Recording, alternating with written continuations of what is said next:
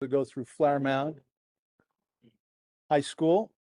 And so we are like you. We were parents. We still are parents and trying to figure out life planning for our special needs son. Today, my topic is going to be SSI, as Kristen asked me to come and present about, just because of our experience. And I tend to help people that are in our friends group through Flower Mound High School as well. I'll share today a recent example of a family that still is at Flower Mound that just received SSI in, I think, about 5 months. So hopefully that's some good hope for all of us. The definition of SSI, it's for monthly payments to people with disabilities and older adults who have little or no income or resources. The reason I want to put that there is so you know right at the outset what it is. It's a check, it's money, and it's for poor people and for people that have little to no resources. Okay, Kristen, how do I get to the next slide?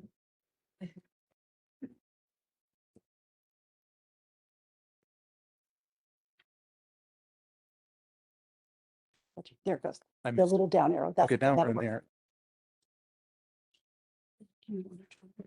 I'm sorry. No, that's right. Jump in.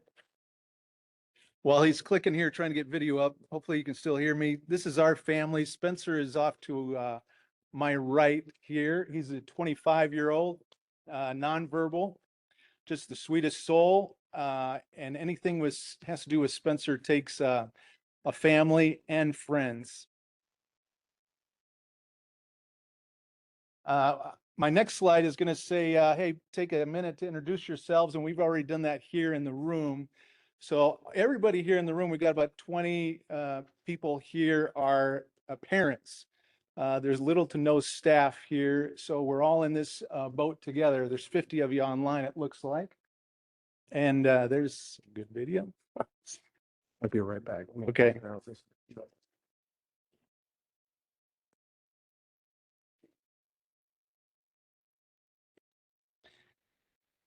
Just to set out some disclosures, this is for your entertainment only. I'm not an expert, as some people say experts are, but I just choose to share this information. So don't act on anything I tell you today. You're all acting on your own free will if you do anything with public benefits. So what is Medicaid? What is Medicare? What is SSI? What is SSDI? These are all buzzwords that you've been hearing or you will continue to hear. My suggestion today is to learn this today. If you could just learn what to go with which to, it'll make it a lot easier as you get phone calls or as you talk to people. And that's my hope today as a parent that's been through this. Just learn it once and then you, okay, I understand what that is and I understand what this is. This is kind of a busy slide, but I think it's purposeful because I want to give you the clear definitions and you'll get a copy of this. So SSI, as we've already stated, provides monthly payments to people with disabilities and older adults who have little or no income or resources. As it stands today, it's a check for $994 a month that you receive on the first of the month. That is the maximum amount you can receive for SSI, Supplemental Security Income. It is not Social Security. Don't get confused with the SS. It is a different department. It is different funds. It comes from tax or it comes from somewhere, right? But it is not earned. It's not, does nothing to do with Social Security. The Social Security Administration administers it, but that's about it. Medicaid, once in Texas, once you qualify to receive SSI, you automatically will receive Medicaid. Sometimes you'll receive the notification of Medicaid before you receive your SSI award letter. It's that good, actually. Those two are together. So this is my suggestion to you. Tie those together today for the audience that we're talking about. For your individual, your son or your daughter that may not be able to work, as he turns 18, receives SSI, she will receive Medicaid. Medicaid is health insurance, right? It's for the poor, however. It's not great health insurance. It's the minimum of minimums, right? But it's part of your overall life plan for your individual. You need to understand the benefits of Medicaid. And I'll tell you today, the secret is Medicaid is actually a much bigger benefit for your individual child than SSI ever will be. So we always talk about SSI, but all it is a gate actually into Medicaid. There's a lot more resources and benefits lifetime for your individual. That's what we'll talk about when an individual turns 18. That's typically what we experience. And then later, when one of us retire or receive Social Security benefits, the government says, hey, this person is not eligible for SSI anymore. This person, our son, can receive benefits from our Social Security. So they will be converted into a DAC, a disabled adult child, or a CDB, child disabled benefit, something. There's all these acronyms. DAC provides Social Security disability insurance for adults disabled before age 22. You have to prove that. Funded through a parent's earnings record. So our son will move from SSI, this $994 a month. He'll then move on to getting 50% of our highest wage earner, which is me. So let's say if my Social Security is $3,000 a month, he's going from $994 to potentially $1,500 a month. That is SSDI in our world, or DAC or CDB. That comes later as we receive Social Security. 2 years after that, our individual, our youngster, that is now, who knows, 30, 35, he can receive Medicare. Okay, so Medicare, you know, is for the elderly, right? 65 for the rest of us. But for the disabled, they can receive Medicare in addition to Medicaid 2 years after we start receiving Social Security. Okay, I've thrown a lot of things out, right? You just kind of got glossy eyes. But the reason I'm saying all this is so you can say this is later, this is at 18. SSI and Medicaid come at 18, but part of your understanding is that later they will qualify for these things, and this is what they mean. This is why I put it on this slide, and so you'll know that. I also want to include this slide for you, so you understand when these things happen. You see right down here in red, we've got apply for SSI. This is what we're going to talk about today. But Medicaid comes, and then CDB comes after, DAC comes after, Medicare comes after. Special needs trust, you probably heard about in special needs planning, way after we're gone. These are the things that you should be doing before they turn 18, right? At 12 years old, you should be starting to check the resources of your child, make sure they don't have any US bonds or that grandpa wants to give them anything. This is part of the whole plan. If we can hold questions for later, that's, please, I know, write it down, but that way we can just pull them all together at the end. So the reason I want to have this for you is so you see things fit in.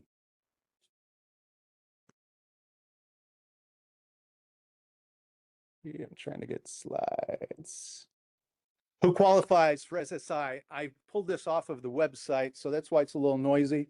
But you can see the definition starts with 65 or older. You know what? That's not what we're talking about, but that's the definition of SSI. You know, it's a government program that was really set up for a different group of people, but we fit into the blind or the disabled and has limited income and resources. And that'll be important that you make sure that your child does not have income or resources to qualify for SSI. They got to be a resident, but they have to be a US citizen as well, I believe. So again, SSI at the bottom, supplemental security income, and it's a check. How do you start the application? You start when they turn 18. That's when they're qualified. They become an adult. They are their own head of house. They are by themselves, according to the government. They stand on their own. They can sign a contract. They can buy a car. Some of you might be at risk with your individuals that they might be able to go to a dealership and sign a contract without you knowing about it.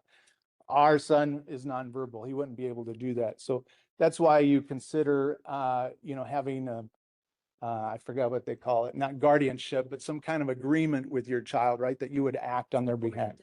Supportive decision making. One of you asked about an alternative to guardianship. That's one of them, where you help them, but you don't take away their right to decide. The issue is that they are now on their own, and it's key for their application to SSI that you think like that.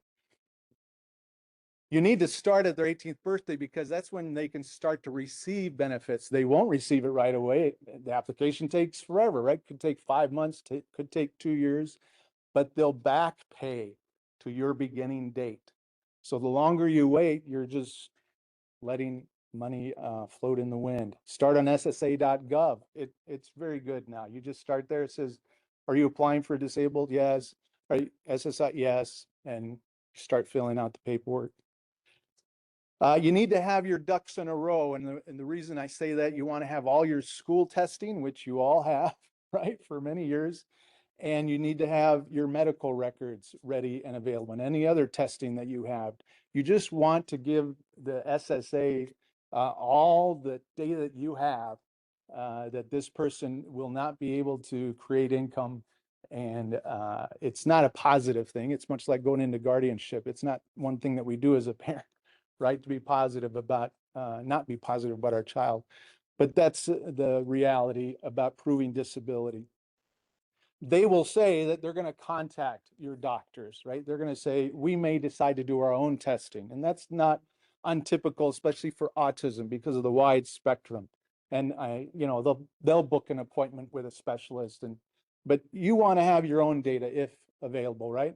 There may be a time that they say, hey, if you have anything, feel free to share it with us. And that's when you want to have all your reports there and copies of the reports to give to them.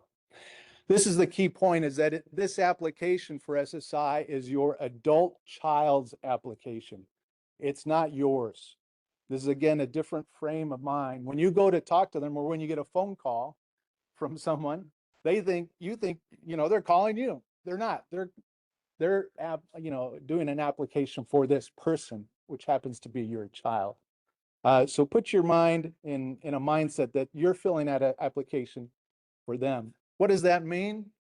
Well, some people ask, do I need guardianship before I apply for SSI? You may decide to do that. We decided to do that because our son was nonverbal. He couldn't advocate for himself at all. Since we've known other people that have been through it, the Social Security office, from what I can tell, kind of don't really care. They just ask questions. Whoever answers, they put that in the page. They just kind of want to help, but they're just going to fill out a form. So I don't know that you necessarily require guardianship. POA, right? Power of attorney. If you have a more capable child, you definitely want to get powers of attorney in place. You can make out your own power of attorney, actually. You don't need an attorney to do that. So you can act on their behalf. Full disclosure, this picture over here is generated by AI, but it looks exactly like us on the day that we took our child. There's the bulletproof window. She's there asking a million questions, and we just answer them. So I need a little participation here, if you can. Who's going to volunteer for me? 2 of you. Quick. Who's the other one? Please. It's really easy. All right. Okay, I'm going to ask you a question. Where does your child live? If you're coming to fill out this application, I say, where does your child live?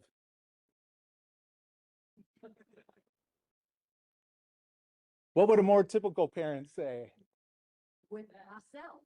Yeah, no, they live with us, of course, right? It's what reality is. And it's my child and I love them. But your mindset of an adult child, right? You need to be prepared. This is probably the one key thing with this application, is that you have to prove that they are renting a room and that they live alone. They don't live alone, but the Social Security knows this. We know it. It's just what we do. So this is part of your application. Please know that you need to set it up that they rent a room. Okay, the next question. We'll do it opposite. What are your assets?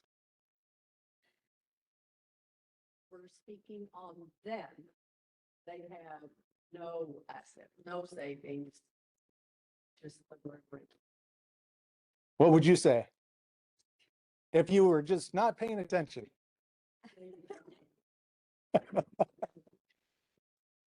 Million in the bank. Yeah. No, you got it all taken care of. We're going to protect them. We're going to take care of them. That's not what they need to hear. And they're not trying to trick us. They're just asking. They're just data takers. So again, it's up to us to be prepared. We're talking for them. They have no money and they don't have no bank accounts. Keep it short, keep it simple on everything you talk to Social Security. Am I right? Keep it short, keep it simple. Don't give them an excuse to explore and ask, and just know your story and know what you're talking about. Does that make sense? Hopefully. Okay, about assets. SSI is for the poor. It's a needs program. So your accountable resources when you apply cannot be more than 2,000 and ongoing. They say that the great big brother computers are checking every bank account for every SSI recipient to see that on the 31st of each month, the bank account does not exceed $2,000. That may or not be true, but we keep his balance below $2,000. Resource is defined as anything you can convert to money. So a lampshade or a washing machine, you probably can't convert that to, they don't look at that stuff. They're looking at bank accounts and stocks and bonds, and that's things that they can see, right? And they can track. Just for full disclosure, their policy says that an individual can own a home and one vehicle. That's part of the SSI rules. There's all kinds of discussions about why that's necessary or not. But the other key thing here is that they can have up to $100,000 in an ABLE account, which is what I talked about at the beginning. For those of you online, you'll see able101.com at the upper right of every slide. I created that account to help us parents understand ABLE accounts. But if you want to reach out to me for any reason, get to me on that website. Other things are counted as resource. I didn't put them here, but you need to show when you apply and ongoing that they have little to no resources. Housing considerations, adult at 18, right? They're at their own head of house. So this is why you want them to rent a room. When Social Security asks you about applying for SSI, they're going to say, let's look at this. And they're going to say, does he rent a room? And you're going to say, no. Well, does he live with you? And you're going to go, yeah. Well, let's look at your mortgage and let's look at your utilities. And they're going to take a half hour to go through all these details. And what they're going to do is they're going to split all that expenses up into a third. And it just goes on this whole puzzle. You want to pick the rent a room route. It's easier, it's simple, it's just black and white. And it simplifies. If you don't, and if you go under shared, and if you don't do that right, and if you say, oh, they live with us, they will automatically reduce SSI by a third. And this is what a lot of people go through. They go, oh yeah, we got our SSI, but it's only $600. And we don't understand why. It's really because they didn't clearly say that they're renting a room, and it's because you're helping them live. So if you're helping them, then the government doesn't need to help them. So that's why they reduce. Okay, how do you do that? You have a rental and a loan agreement in place. So the rental agreement says, this is what we're going to provide, and this is how much rent you're going to pay.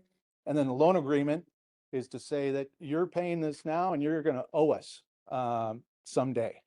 And it's worded so it's not dependent on the receipt of SSI.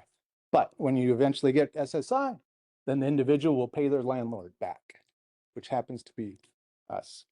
Remember, if there's anything I shared with you today, they do not live with you. They rent a room. So as of today, start thinking and start talking like that, just so it will help you yourself to do that. They might ask you for a copy of these two documents, the loan agreement and the rental agreement. Sometimes they do, sometimes they don't. I'm not sure they ever look at them, but you got to have it in place. Okay, the other half of qualifying, right, is they have little to no resources, but also they have no ability to create resources. They can't create income, right? And you have to prove to SSI that they won't. Not only that they are disabled, but they don't have an ability. That's why they're poor, because they don't have ability to create their own income. SSI or Social Security looks at 4 different types of income, right? Earned income, like going to work. Unearned income, what you would earn from stocks and bonds, investments.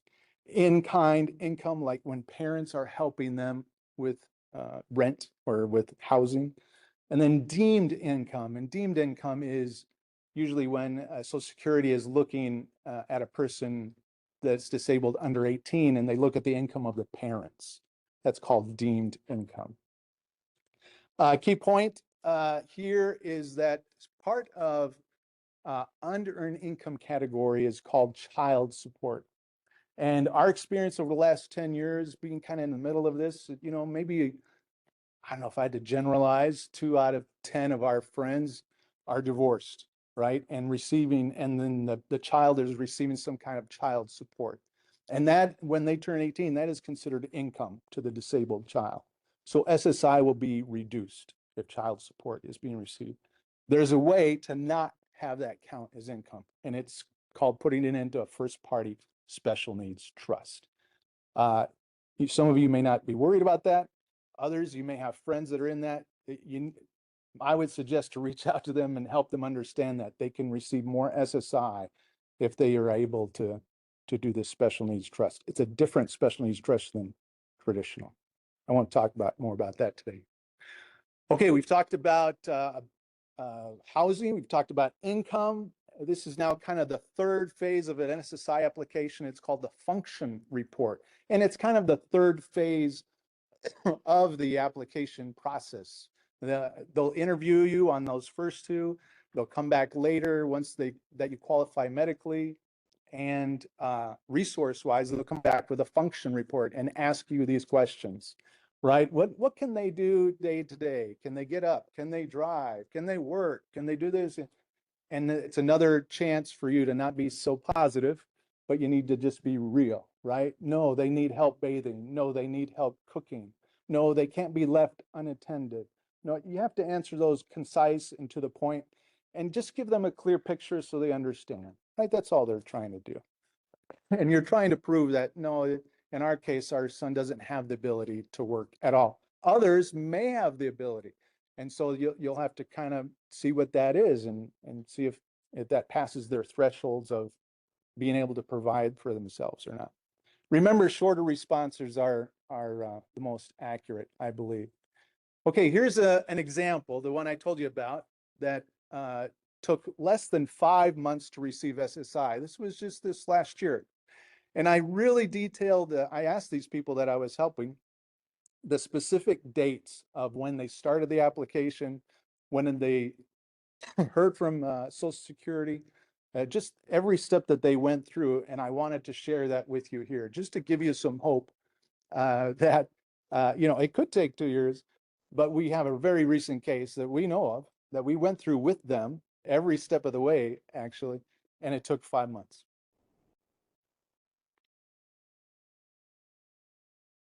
Okay, what are your reporting responsibilities once you receive SSI? If your child is working, you need to report monthly wages, actually every check, I believe. And we don't have experience with this. There's plenty of parents that do, right? And Social Security will tell you if they're working to some extent, you'll need to report to SSI. And there's a way to do that, either fax or email, either pay stub, and SSI will be reduced. And I'll cover that here on the next slide. They also want you to report any changes, right? If you move, if you change in resources, whatever that might be. You as a parent become a representative payee. That's what the Social Security office calls someone that is managing the money for the person that can't do it for themselves. And you need to keep records. That's what they always say. And if you're representative payee for if you're not a parent, representative pay for someone else, you'll need to report on how you spend those. But the good news is that when we got our son on SSI, like that month, they said parents no longer need to report as representative payee.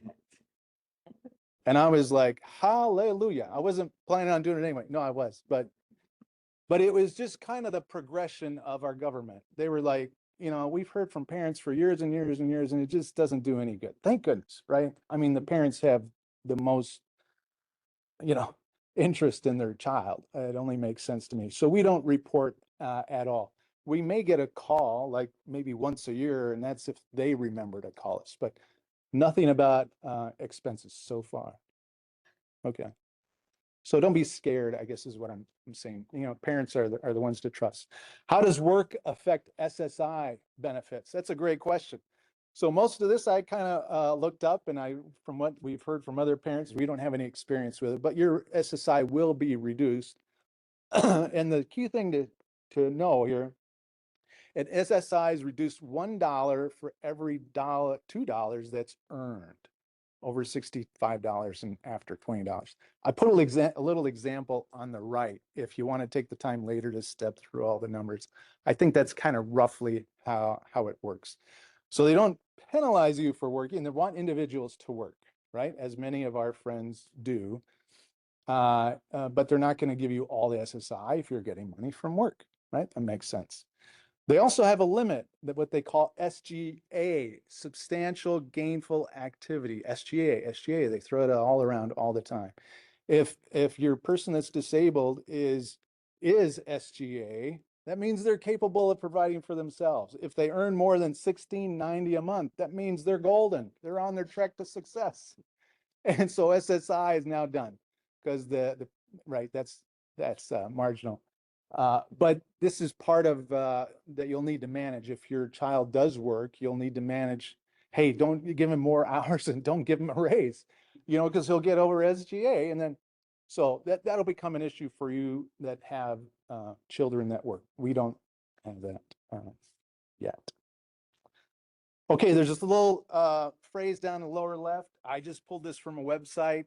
Again, I don't have personal experience. If the person is, if your adult child is working and under age 22, then they can exclude more money from their gross earnings and not have to, hit this SGA ceiling. But that's only up until 22, it sounds like. But there's a window there to earn money. Okay, why SSI? Again, it opens the door to other things, and this page shows this.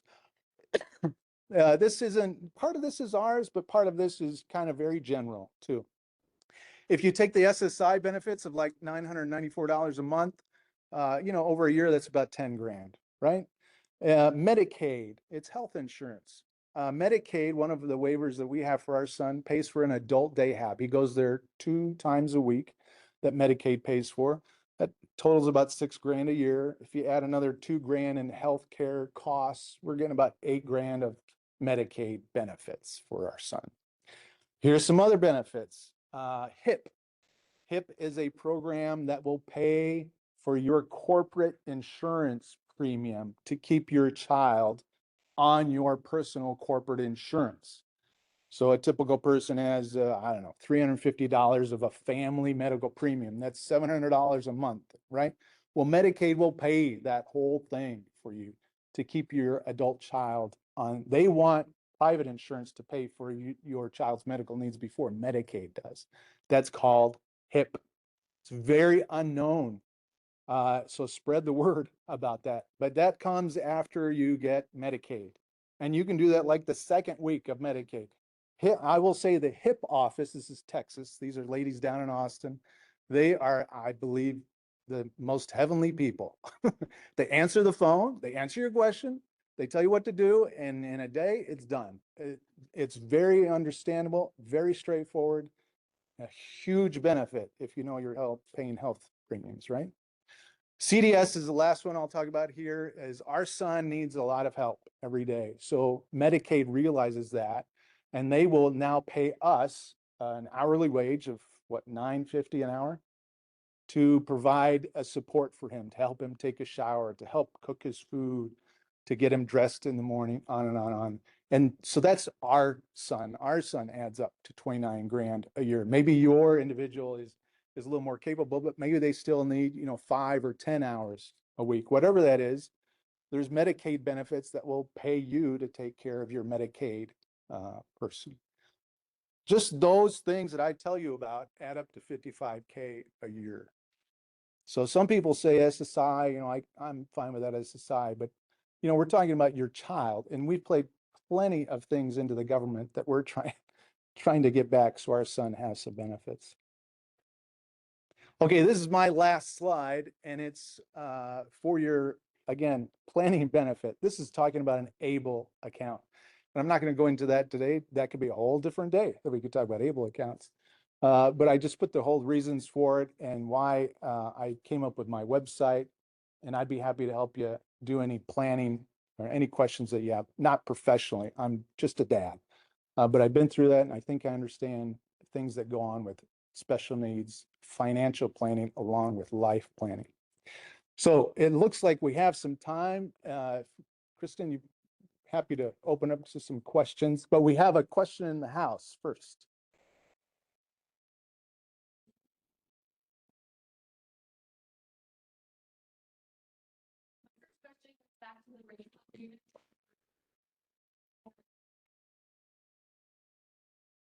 Along with the farmers that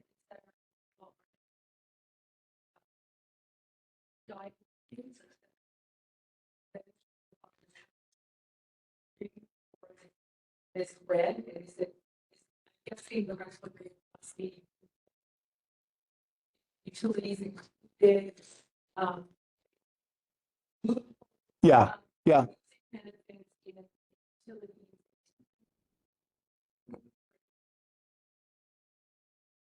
Here, lots of,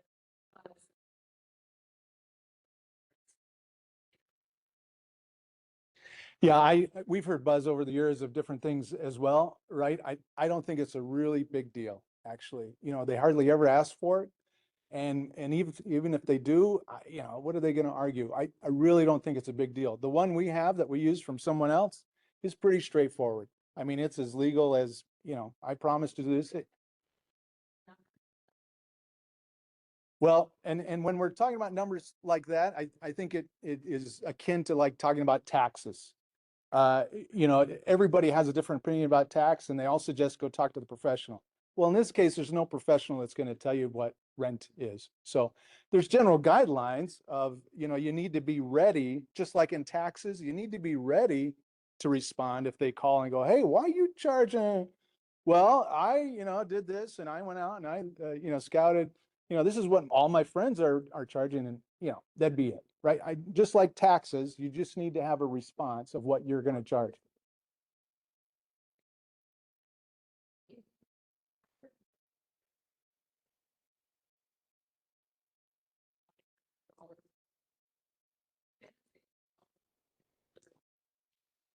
Someday not, obviously there's got to be market rate. Yeah, just, yeah, no, again, I'll just retune you. Let's retune. Let's not go to the absolutes. Let's just try to figure out how we can keep it in the boundaries. So you're talking about an apartment, but we're not talking apartment. He rents a room. So, yeah, so again, just like taxes, I'm not going to go investigate what everybody else is doing on everything taxes. I'm just going to kind of get a feel and then I'll make my own decision. You know, you probably wouldn't rent $100 to someone and you probably wouldn't rent all of SSI, their whole benefit just for room. So, you know, you got to be reasonable in between and talk to some friends. What are they charging? Oh, that's friends is 600. That one is 500 and 550. It's okay. And you read online on Facebook groups that this one lady does like 756 because that gets her maximum SNAP benefits as well, which come later. Yep, for 22. Yep.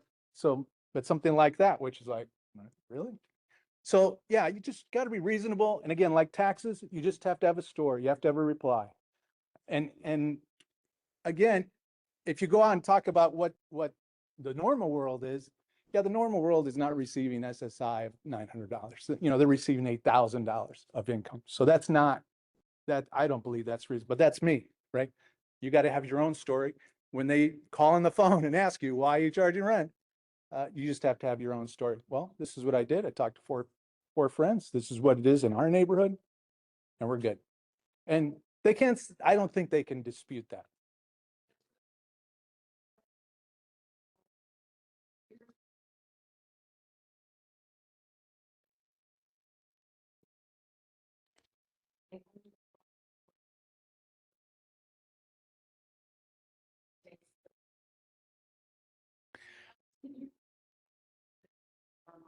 Yeah, sorry about that.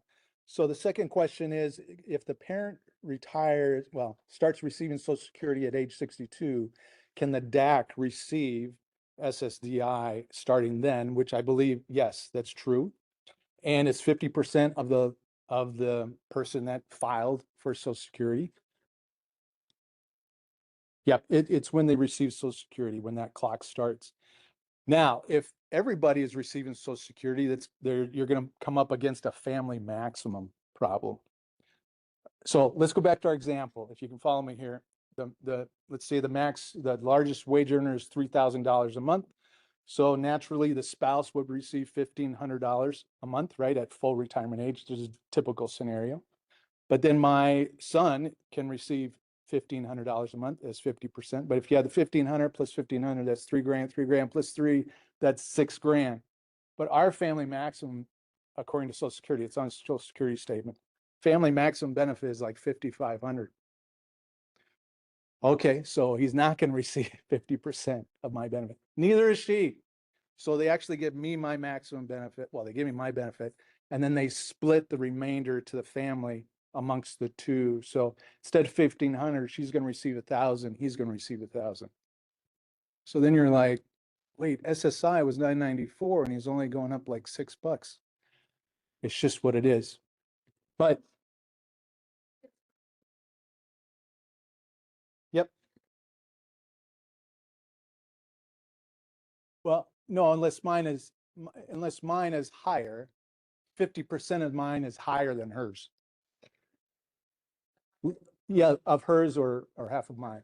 That's standard Social Security. Yeah. When I die, she receives all of mine. So yeah, when I die, she receives all of mine, and my son receives 75% of mine. So that will, well, but then I'm going.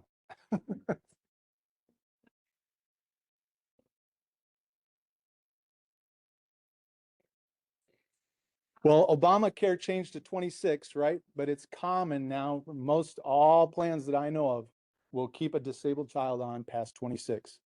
You just send a note to your HR, my child's disabled, the doctor's note, on you go.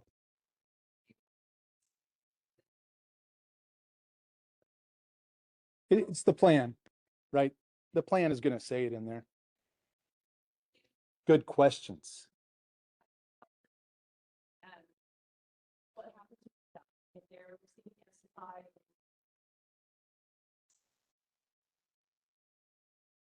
Yeah, so normally we're going to receive Social Security at some point 65, right? Let's say we die at 67. Well, even at 65, we were just talking about a disabled child is going to receive 50% of the wage earner when I start to receive Social Security. So when I die, that 50% changes to 75%. Now, you may ask, what happens if I die before 65, right? Well, Social Security also has on their survivor benefits, right? And I haven't looked at that scenario in a while, but yeah, it's some benefit, right? It's going to be based on in my case, right, on my Social Security. So, and they always want to get people off of SSI, right? SSI is for the poor. If there's a benefit, your child is going to receive the Social Security benefit to come off of SSI. The government doesn't want people on SSI. So that's why they may call you and go, hey, we see that your child can now get this benefit. We're going to take them off of SSI and put them on this other one. That's good. That's positive. SSI is so rules mandated per se. Once they get into DAC, SSDI, it's like income now. It's different rules. You're good. All right.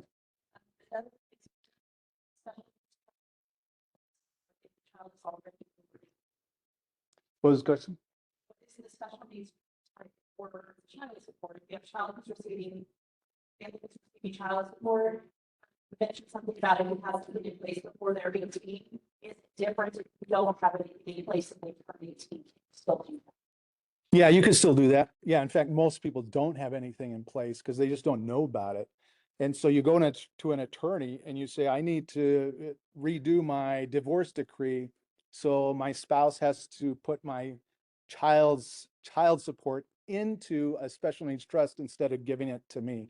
The special needs trust is a first party special needs trust, which means it's your child's money. Now, that's why it's first party. It's theirs. It's their income. Well, it's income in a way, but it's not income to the Social Security Department for SSI if it's put into a trust, because that's just the rules. So you got to pay for the trust. A lot of divorced people don't have money to pay for the trust. They don't, they're living day to day, right? But they need to make that change because the benefits will be so much more for the whole rest of the life, right? Still claim an individual as your taxes, or do they have to claim themselves once they receive? Yeah, so taxes, are like taxes. Nobody answers questions about taxes for other people. Yeah, you got to answer your own questions about taxes.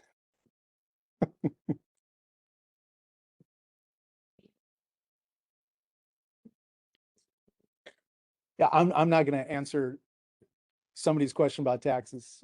That's a whole different ballgame. Yeah. No, everybody can decide their own taxes.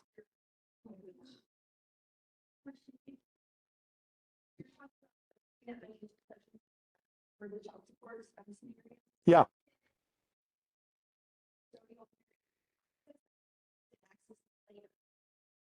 Can you use it for monthly? Yes. Yeah, it's a day-to-day. Oh, I thought you had a mic there. Oh, sorry. No, I thought when you read the question, okay. So the question in the House is, when child support is put into a special needs trust, first order, first, what do you call it? First person. Can that be used right away, or does it have to be used later? But yeah, that's the person's money. So they can use that the next day to pay for rent, not for rent, sorry, scratch that. There's rules with special needs trust. We don't exercise one now because we don't have that. But yeah, no, it can be used right now. The key point is that it's the disabled person's money, and there's a trustee to every trust. The trustee is going to be the parent, most likely. They're going to decide what to expense and how to manage it. That becomes, a task, right? Another job you got to do, but it's well worth to do that for child support. Yeah. Just another note while Kristen's looking up the next question is,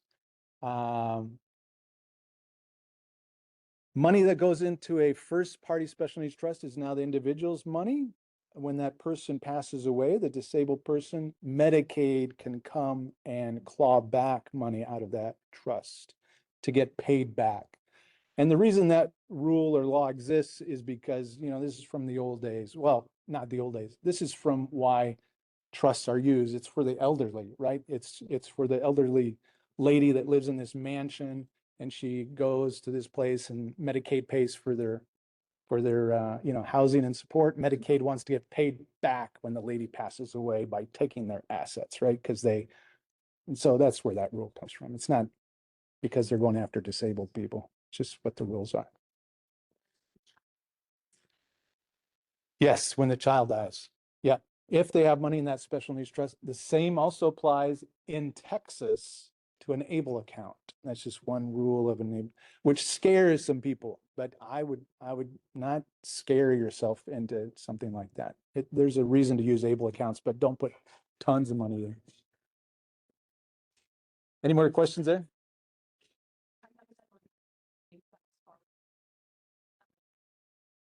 Let's see, the next question. Oh, Okay.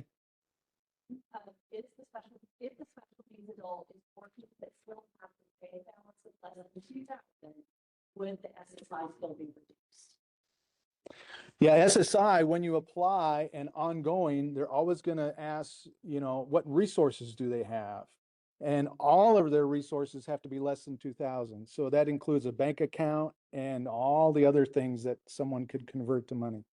So I wouldn't go into an application for SSI with a bank account with 1950 in it, because the lady across the way is going to go, oh, right?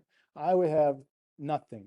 You can put money into an ABLE account. It's kind of like a savings account, and just say, no, they have nothing in their bank account. I wouldn't even have a bank account actually for a disabled child. There's no reason to have one. We didn't have one until we got the first SSI check. But if Sorry. like at the beginning or it ongoing, like say they're 24 and they finally apply and let's just say ongoing, they keep their account below 2,000, even though they're working, will it still be discounted? Which is yes. That's how I. Yeah.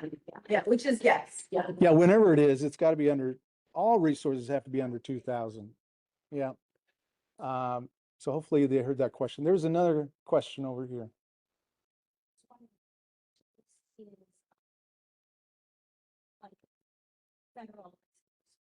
This is all federal. Well, sorry, SSI is all federal. That's a good question. Medicaid is all managed on the state level. Guardianship is in the county, actually. When you move to a different county, you've got to kind of go through guardianship, not as much, but guardianship is, so actually Social Security could care less about guardianship. They don't really kind of recognize it. They just want to know who the representative payee is. Who should we send the check to? Literally. They kind of really don't recognize guardianship.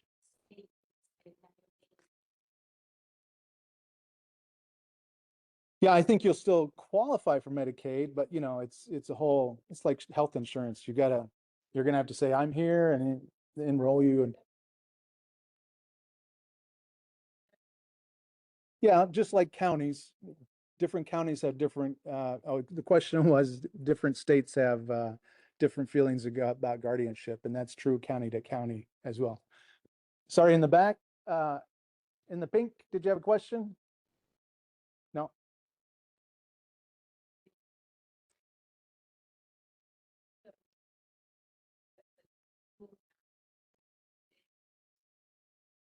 Well, it's a representative payee with the representative payee's name on it for the benefit of the disabled child. That should be all their resources in that one account. I wouldn't have any other accounts. You want no questions. Yep. Yeah, and I wouldn't even talk about ABLE because by law, they don't need to recognize it. Now they may ask you, do you have an ABLE? But I wouldn't even, by law, it's not counted. So I wouldn't even, frankly, we didn't have an ABLE account when we applied. But again, it's exempt and it's in their procedures that the ABLE account is exempt. So I wouldn't even talk about it. It has no bearing on any decision. So I wouldn't muddy the water.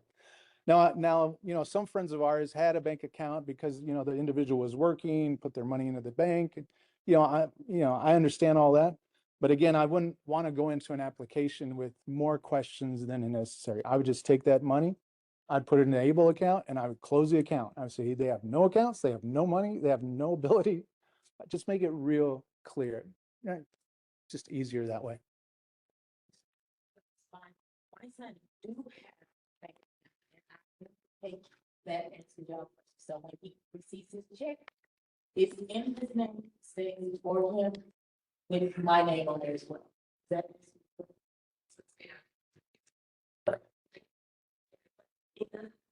in my those is bank. Yes. Yeah. Yeah, so the question is, not the question, but there's a statement that, I have a representative payee account and it has my name on it, but my son, the check comes in my son's name. But our debit card that we use for our son for a representative payee has my wife's name on it because she's the one using it. She's the representative payee. He can't act for himself in our case, right? We have guardianship. He's not going to sign anything. He doesn't sign his rental agreement. His guardian does. And so on his rental agreement, he has a signature of a guardian and he has a signature of a landlord. Guardian and landlord. So that's how we did it. Now it's like taxes, you're going to have to decide how to do that yourself. Do you have a question?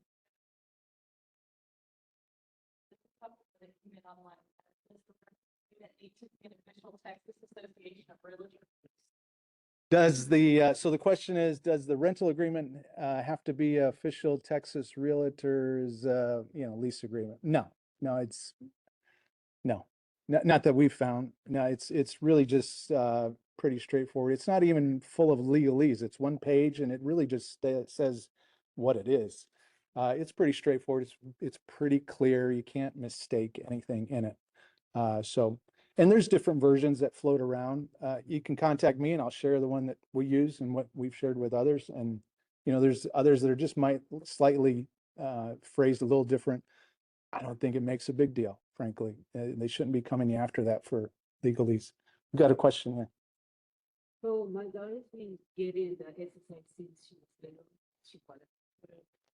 But it's also affecting what my husband is. So if it makes, like, let's say he does overtime, they cut it down. So there's been times that they cut completely. Yep. So they cut the things together. So now when she turns 18, does that skin affect? Yeah. his too, or no? Now she becomes like, She's on her own. so now it's not gonna cut my husband's work. Okay, so the question is, this lady is outlining an example where her young daughter, she's under 18, is receiving SSI, and they use her husband's income to qualify how much SSI or how much Medicaid she gets. And so her question is, when the daughter turns 18, is she going to be on her own and not affect her husband's ability to work? And that's true. Yeah, she becomes her own head of house, as you can see it. She's by herself. She's an adult. You know, how does she do? And so, yeah, this application is going to be for her. And then you do your own thing after that. Yeah, it's so been affecting him. Yeah. Everything went up, and now if he gets, makes more than. Yeah, this is where you are. That's called deemed income. They're looking at your income to see how it affects her benefits. And so, yeah, they won't look at your income. When she turns 18, they're only looking at her by herself. Application when she turns 18 so that it moves from being a teen. Oh, totally. So you do have to do some paperwork. Yeah, so the comment was, don't you have to redo the application? And again, I wouldn't look at it as redoing it. I would look at it as I would call them and let them know that things have changed and she just needs to change. Try not to go through a reapplication of it. I talked to them and I was asking them about when she turns 18. So they even told me that when she turns 18, she needs to pay part of the rent so they don't cut her assistance. So Yeah. They're the ones who told me, so they pay more. Great. So the comment was that the SSA has been telling this lady as a mom that when she turns 18, they need to make sure that the daughter is paying rent so her SSI does not get reduced. And that's congruent with the story we've been telling today. Okay, Kristen, you got another question? When you're looking at our rental agreement, we talked about with the mortgage, what if they're renting an apartment? Would they do it almost as like a sub-lease with? You mean when is the family? Okay, the question is, if the family is renting an apartment, do you have to do the application or talk about it differently versus having like a mortgage? Like for the rental. Yep. And the way I would approach something like that is, you know, I don't think Social Security cares if they're living in a tent or in a house, in a condominium, paying rent or anything. When you say they're going to rent a room, they're renting a room. I would just stay with that story, whether it's in an apartment or a house or in a tent or in a park or in a trailer.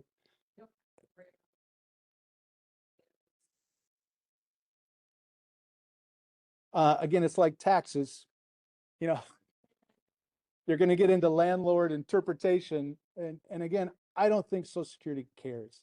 They may say that they care, but you know, this is a disabled child and they need a place to live and they're going to rent a room. But yeah, individual decision, we'll have to figure that out.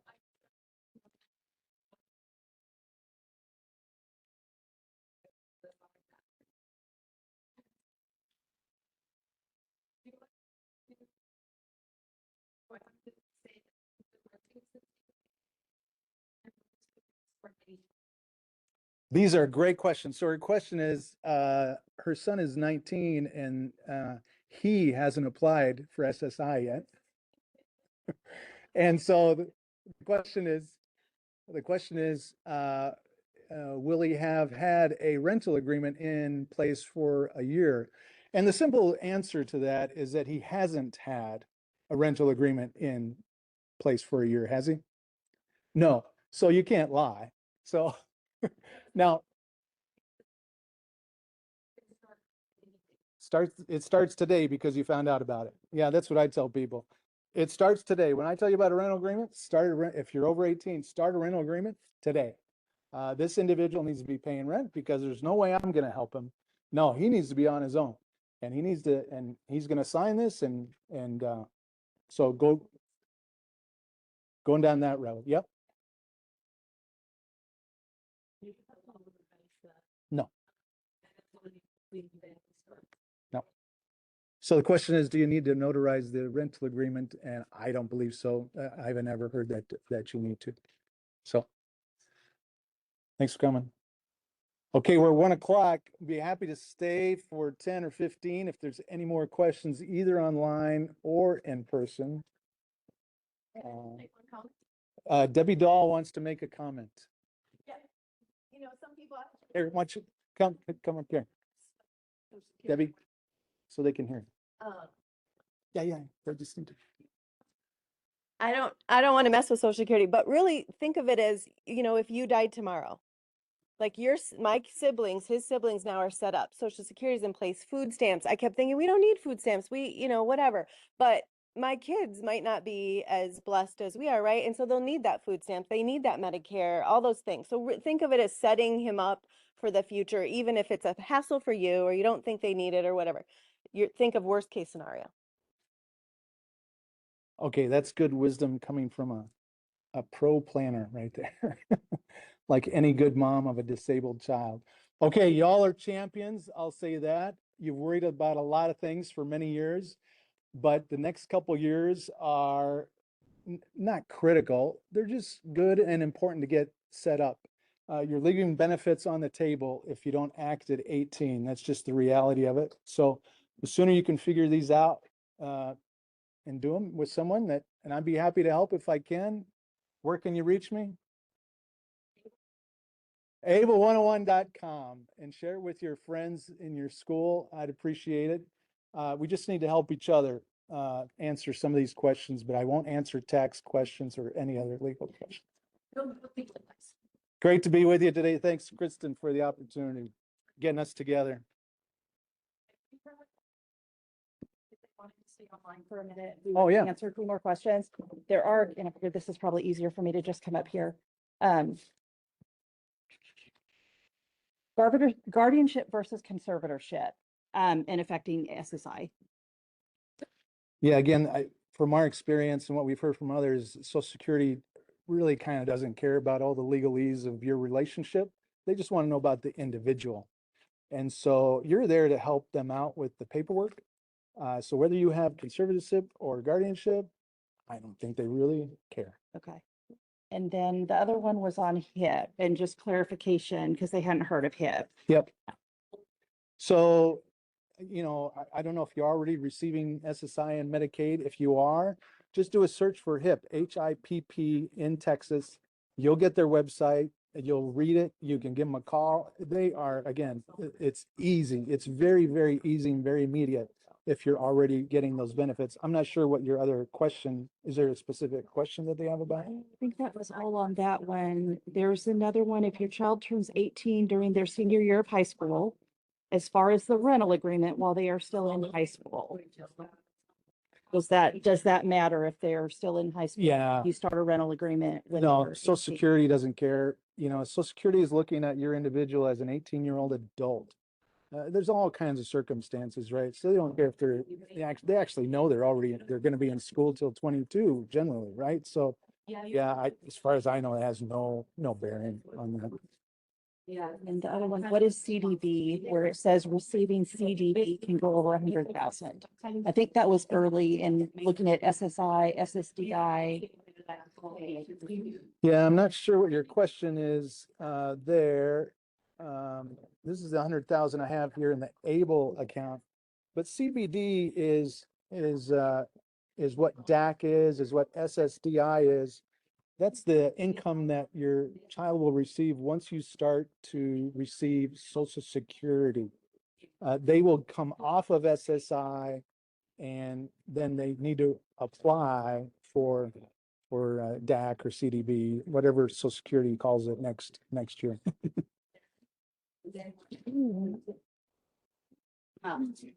They send it to Thinking you. about rental agreements. Is this a big one? Is an agreement valid if my adult child doesn't have a job to pay rent? I think that comes, I think if they're applying for SSI, so there's no money in place yet because he doesn't have a job, so there's no income coming in. Can they have a rental agreement in place when there's not a way for them to pay for the rent? Yeah, that's why you have the loan agreement as well. They're two documents, right? You have a rental agreement and a loan agreement. And the loan agreement is so you get payback, and also so they have a legal obligation, I guess, right? To be paying rent. They're on the hook for this rent. You're proving that they are going to pay this rent. They have to because they have a landlord. So you have a rental agreement and a loan agreement in place. I think that was everything. Yeah, that was everything. Okay, they said CDB is on the last slide. Oh, okay, but able accounts, let me see what it says there. So you're talking about point number 11, keep the balance under 100K if receiving SSI and Medicaid. Yeah, if you go over 100K, your SSI may be suspended, not Medicaid. When receiving CDB or DAC, when you move off of SSI, there's no rule about 100,000 anymore. So the balance of the able account you can now exceed it over 100K without SSI being suspended because supposedly they're not receiving SSI anymore. My child's grandfather has a custodial account set up. With my disabled child listed as beneficiary, is this still considered assets? Or does it need to be converted to able? Well, it's the custodial account. I'll assume that they're under 18, right? And so, one day that will become the child's, right? So that's a big, huge red flag, right? Not for the application, it's for your planning. Because let's say, they go into SSI and you don't mention this because it's not, it might be their money, I'm not sure. But one day it will be their money. And then they're going to be disqualified from SSI and Medicaid. So it's a brokerage account, right? A custodial account is just stock and stuff. I would, definitely convert that into an able starting today. This is like my timeline. You need to start looking at that when your child is 12. So you have from 12 to 18 to get monies transferred over to an able. That's a great point that you make and a good planning idea. I think the last one, I had missed that one earlier. A question about school records and how current do they need to be? Oh, yeah. We purposefully did our testing as late as we could because we knew it was coming when he would turn 18. So that's what we did. I mean, that's all I would say is try to do that. And we hadn't had testing in the school, for like 5 or 10 years or something like that. So it was time. The school was, planning to do that anyway. So I don't know about previous to that. I don't know if it's 1 year or 2 years. SSI just wants to know what the current state of the individual is, right? And the more recent material you have, the better. That I can add to that too. If you you'll have a reevaluation every 3 years where they'll update the FIE. So if you go through the read document at the annual where they're addressing that, the ARD committee will determine what testing might be necessary. That becomes the new FIE date. So they may not update everything, but they may update, I don't know, adaptive behavior or something like that. They're looking at specifically what is affecting this child that would then impact their ability to make the connections for adult services. I have twins that are ASD and they are 12 now. Okay, I'm not sure what your question is, Jacqueline, but we've talked about a lot of things about planning here. I think my child's 18, was homeschooled last few years. Jacqueline, do you want to type something else in if you have something specific you're looking for the 12-year-old twins? Then there's somebody else that says they were homeschooled. if your child was homeschooled, you would reach out to the district to have updated testing.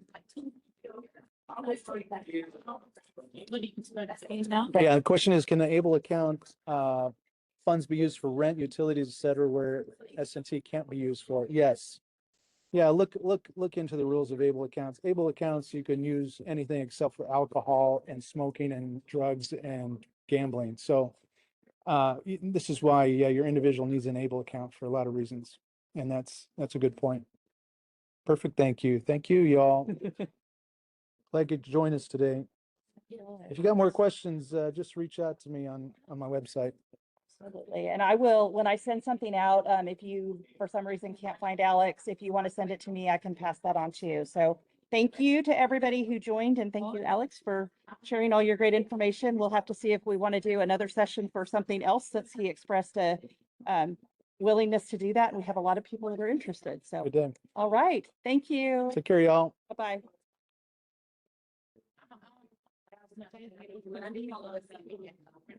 Yes.